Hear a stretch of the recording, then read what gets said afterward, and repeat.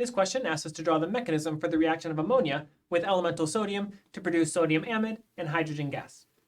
The reaction starts with one of the molecules of ammonia reacting with one of the free electrons. When we dissolve sodium into ammonia, we generate some solvated electrons.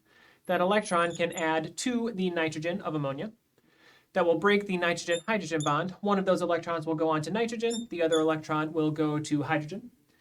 This will produce one of our product sodium amide molecules. And it will produce a hydrogen radical. This hydrogen radical will react with another solvated electron.